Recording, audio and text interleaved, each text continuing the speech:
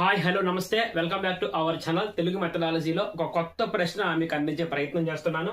ప్రపంచ బ్యాంకు అభ్యసన లోటు నివేదిక ఎప్పుడు విడుదల అయింది? Option 1 2023, option 2 22, option 3 24, option 4 21. 4 options ఉన్నాయన్నమాట. ప్రపంచ బ్యాంకు అభ్యసన లోటు నివేదిక. సో ఇక్కడ అభ్యసన లోటు అంటే మీకు తెలుసుకోవాల్సిన అవసరం ఉంది. మరి రాష్ట్ర స్థాయికి సంబంధించిన పర్యవేక్షణ బృందాలు పర్యవేక్షణ చేస్తే అభ్యసన లోటుకు ప్రధానమైన కారణం ఏం చెప్పారో తెలుసా? నాణ్యత లేని తరగతి గది బోధన అభ్యసన లోటుకు ప్రధానమైన కారణం విద్యార్థుల్లో అని చెప్పడం జరిగింది.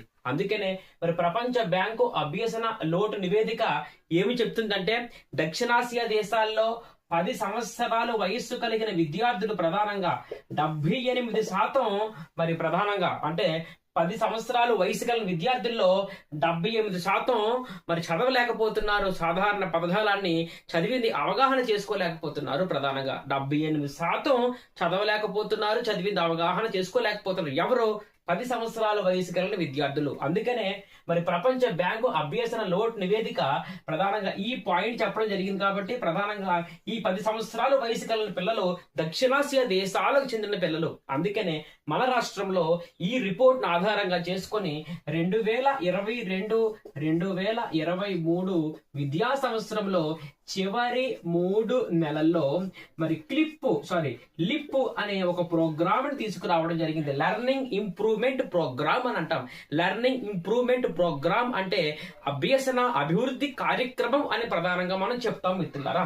సో ఈ లిప్ అనే కార్యక్రమం ఆధారంగా మరి ఎవరెవరి సహాయ సహకారంతో ఈ లిప్ అనే కార్యక్రమం ప్రధానంగా నడుస్తుంది అంటే ప్రధానంగా 5 పాయింట్ మీరు దృష్టిలో పెట్టుకోవాల్సిన అవసరం ఉంటుంది. నెంబర్ 1 CIPS అని అంటాం. ఇక number 2 UNICEF. Number 3 save the children. Number 4 పాఠశాల విద్యాశాఖ. నెంబర్ 5 ఉన్నత విద్యాశాఖ సహకారంతో లిప్ అనే కార్యక్రమాన్ని అమలు చేయడం జరిగింది మన రాష్ట్రంలో 2022-23 సంవత్సరంలో. ఇందులో CIPS అంటే ఏంటి? Centre for innovations in public. తర్వాత UNICEF, united nations international child emergency fund అంటాం. తర్వాత సేవ్ ద చిల్డ్రన్ పాఠశాల విద్యాశాఖ, ఉన్నత విద్యాశాఖ. ఇది కొత్తగా తెలుగు మెథడాలజీలో యాడ్ అయిన బిట్లు. ఇలాంటి మరిన్ని బిట్లు నేను చేయాలంటే ఖచ్చితంగా సబ్స్క్రైబులు పెంచండి, వ్యూస్ పెంచండి, లైక్ చేయండి. Thank you.